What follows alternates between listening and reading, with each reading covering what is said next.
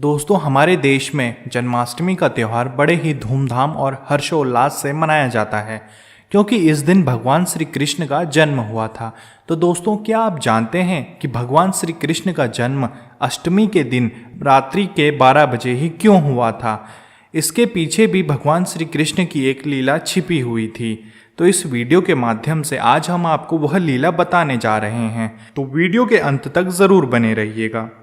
नमस्कार दोस्तों, और स्वागत है आपका हमारे चैनल में। दोस्तों, जब द्वापर युग में धरती पर पाप बहुत ज़्यादा बढ़ गया था, तब स्वयं धरती माता गाय का रूप रखकर ब्रह्मा जी के पास गई और बोली, भगवान, धरती पर पाप बढ़ता ही जा रहा है, आप ही कुछ कीजिए।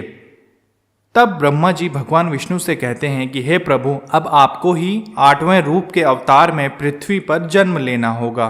तब भगवान श्री कृष्ण कहते हैं कि ठीक है, मैं श्री कृष्ण के रूप में धरती पर जन्म लूंगा और धरती पर सभी असुरों का नाश करूंगा। उस समय मथुरा के राजा उग्रसेन थे और उग्रसेन का बेटा कंस बहुत ही निर्दयी था और कंस ने अपने ही पिता को बंदी बनाकर कारागार में डाल दिया था और स्वयं मथुरा का राजा बन बैठा। और कंस की एक छोटी बहन थी देवकी, जिसकी विवाह की तैयारियां चल रही थी। देवकी कंस की चचेरी बहन थी और अगले दिन देवकी का विवाह वसुदेव नामक यदुवंशी से संपन्न हो गया। तब कंस ने वसुदेव को कहा कि मैं अपनी बहन देवकी से बहुत प्रेम करता हूँ, इसलिए मैं खुद ही तुम दोनों को अपने रथ पर विदा करूंगा।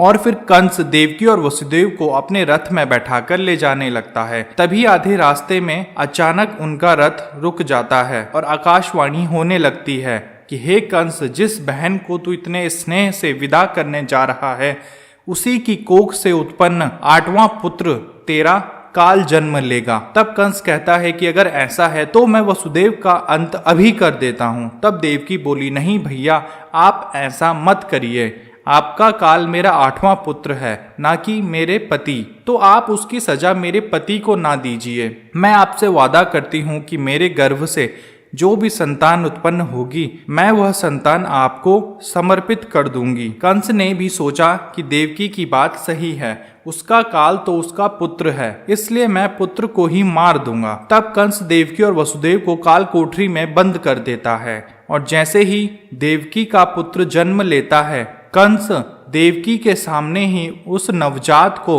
दीवार पर पटक कर मार देता है। यह देखने के बाद देवकी बेहोश हो जाती है। ऐसा करते करते कंस ने देवकी के 7 पुत्रों को मार दिया। अब कंस को और भी ज्यादा भय सताने लग गया क्योंकि अब 8वें पुत्र का जन्म होने वाला था। इसलिए कंस ने अपने सैनिकों से कहा कि काल कोठरी पर पहरा और ज्यादा बढ़ा दिया जाए। फिर समय आया भाद्र माह के कृष्ण पक्ष की अष्टमी का। उस समय रोहिणी नक्षत्र चल रहा था। ठीक रात्रि के 12 बजे श्री कृष्ण ने देवकी के 8वें पुत्र के रूप में जन्म लिया और जैसे ही श्री कृष्ण ने जन्म लिया, काल कोठरी के सभी दरवाजे खुल गए और देवकी और वसुदेव के हाथ पांव से बेड़ियां भी खुल गई। फिर आकाशवाणी हुई कि हे वसुदेव, तुम्हारे इस पुत्र की रक्षा के लिए तुम इसे नंद गांव जाकर नंद बाबा और यशोदा के घर छोड़ वहां पर जन्मी कन्या को ले आओ। फिर वसुदेव ऐसा ही करते हैं और श्री कृष्ण को वृंदावन छोड़कर वहां से नंद बाबा और यशोदा माता की पुत्री को अपने साथ ले आते हैं। तभी इधर कंस को भी पता चल जाता है कि 8वें पुत्र का जन्म हो गया है, तो वह जल्दी से कारागार में जाकर उस नवजात शिशु को अपने पास ले आता है। परंतु वह शिशु बालक नहीं, बालिका थी और वह उस नवजात को मारने के लिए दीवार पर पटक देता है। परंतु वह और कोई नहीं, योग माया थी और वह आसमान में जाकर कंस से कहती है कि हे कंस, तुझे मारने वाला तो इस पृथ्वी पर जन्म ले चुका है, अब तेरे पापों का घड़ा भर गया है। तो दोस्तों, क्या आप जानते हैं कि श्री कृष्ण ने बुधवार के दिन 12 बजे रोहिणी नक्षत्र में जन्म लिया था? इसका मुख्य कारण और भगवान श्री कृष्ण के पूर्वज चंद्रदेव थे और वे बुध चंद्रमा के पुत्र थे और यही वजह थी कि भगवान श्री कृष्ण ने बुधवार को जन्म लिया। ज्योतिष शास्त्र के अनुसार रोहिणी चंद्रमा की प्रिय पत्नी है और इसकी वजह से ही भगवान श्री कृष्ण ने रोहिणी नक्षत्र में ही जन्म लिया।